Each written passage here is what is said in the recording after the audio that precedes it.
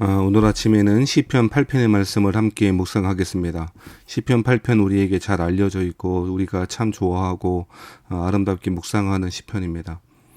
다윗은 하나님을 찬양하고 있습니다. 특별히 하나님께서 지으신 온 땅, 주의 영광이 가득하게 덮여 있는 이 하늘을 보면서 다윗은 하나님을 찬양하고 있습니다. 여호와 우리 주여, 주의 이름이 온 땅에 어찌 그리 아름다운지요, 주의 영광이 하늘을 덮었나이다 라고 이야기합니다.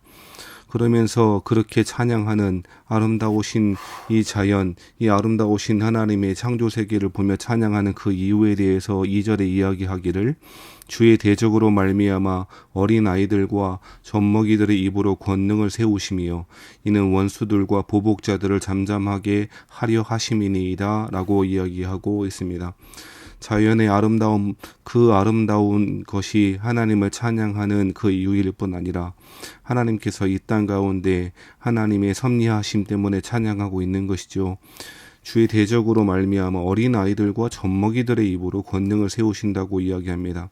세상의 권력과 힘 있는 사람들이 아니고 가장 힘없이 무가치하다고 그렇게 천대받는 그 아이들의, 그 사람들의 입을 통하여 하나님의 권능을 세우신다고 이야기하죠. 그것이 찬양의 이유였습니다.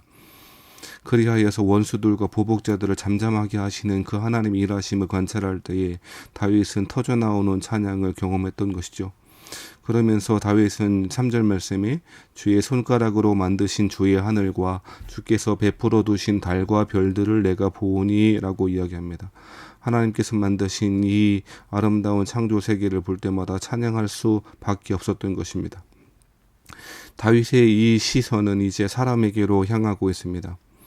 사람에 대해서 뭐라고 이야기하냐면 4절 말씀에 사람이 무엇이기에 주께서 그를 생각하시며 인자가 무엇이기에 주께서 그를 돌보시나이까 라고 이야기합니다. 온 우주 만물에 아주 작은 존재인 사람을 하나님께서 생각하고 계시며 돌보시고 계시다는 사실 뿐만 아니라 5절 말씀에 보면 그를 하나님보다 조금 못하게 하시고 영화와 존귀로 관을 씌우셨다는 사실에 다윗은 놀라며 찬양하고 있는 것이죠.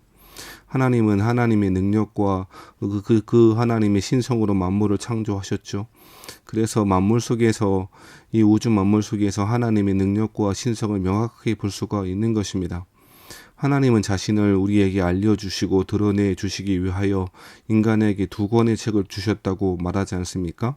한 권은 자연이라고 하는 책이고 또 다른 한 권은 성경이라고 하는 책이라고 합니다.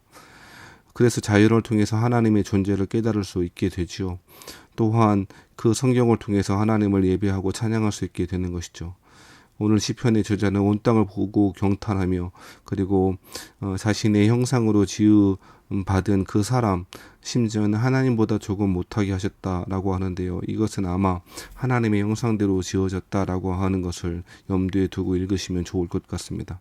이처럼 하나님의 손가락으로 지으신, 그 하나님의 손으로 지으신 자연과 사람을 볼 때마다 다윗은 그렇게 찬양할 수밖에 없었던 것이죠.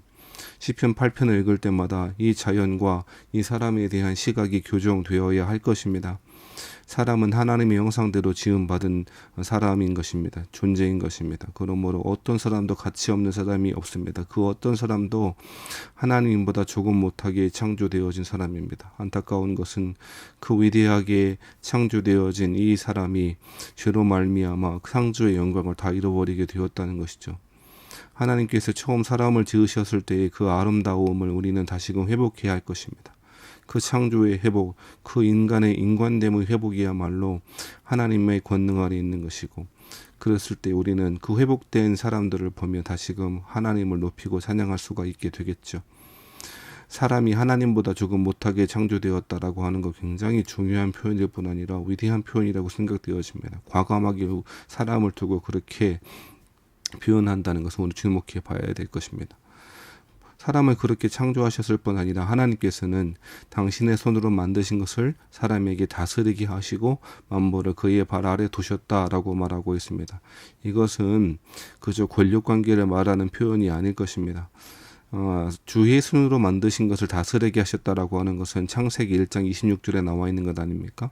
생육하고 번성하라, 충만하라, 땅에 땅을 정복하라, 뭐 다스리라 이런 이야기를 창세기 1장에서 하시지 않았습니까? 이 다스리라고 하는 말에서 나온 말이 예배하다라고 하는 말이 나왔다는 것 말씀드린 적 있을 것입니다. 정복하는 피조물의 세상을, 이 세상을 사람들을 다스리다라고 하는 말이 누군가를 정복하고 괴롭게 하는 권력 관계를 말하고 있는 것이 아니라 하나님의 형상으로 지음받은 사람은 하나님을 예배하는 대표로서 세상을 섬기는 그런 존재이다라고 하는 것이죠. 이처럼 하나님께서 인간에게 다스림에 예배하는 그 제사장으로서의 권세를 주시고 그의 발 아래 두셨다고 하는 이 사실을 다윗은 그렇게 이야기하고 찬양하고 있는 것이죠. 곧 모든 소와 양과 들짐승, 공중의 새, 바다의 물고기, 바닷길에 다니는 것들 모두 다가 하나님을 높이고 찬양하고 있다는 사실을 그렇게 이야기하죠. 그러면서 마지막으로 9절 말씀에는 이렇게 다시금 찬양하고 되뇌이고 있습니다. 여호와 우리 주여, 주의 이름이 온 땅에 어찌 그리 아름다운지요 라고 이야기합니다. 하나님의 아름다우심을 경험한 사람들은 하나님께서 지으신 이 세상을, 그리고 하나님께서 하나님의 형상대로 지으신 사람을 볼 때마다 그 하나님의 형상을 발견함으로 아름답게 느끼고 그 하나님을 찬양하게 되는 것이죠. 사랑하신 성도 여러분, 세상이 아름답지 않다고 느껴질 것이 당연한 것처럼 보여지고 그런 세상이 우리 앞에 펼쳐지고 있습니다. 사람이 아름다운 것이 아니라 오히려 추하고, 오히려 이 사람들이 세상을 얼마나 심각하게 파괴하고 있는지 우리는 우리의 눈으로 목도하고 있을 것입니다. 시편 8편과 같은 말씀 묵상할 때마다 다시금 하나님께서 이 땅 가운데 하나님의 아름다우심을 반영하는 이 세상을 회복해 주시기를 기도하고, 우리 또한 그 하나님의 형상을 닮은 사람으로서 아름다운 세상, 아름다운 사람들을 함께 만들어가고 그 함께 하나님 나라를 그 건설해가는, 회복시키는 우리의 사명을 다시금 확인하는 자리가 되면 좋겠습니다. 오늘도 다윗이 찬양하는 것처럼 아름다우신 주께서 만들어 두신 그 하늘과 달과 별들을 보며 사람들을 보며 경탄하며 찬양하며 다시금 마지막 때 회복될 그 하나님 나라를 기대하고 기도하시는 저와 여러분 되시기를 바랍니다.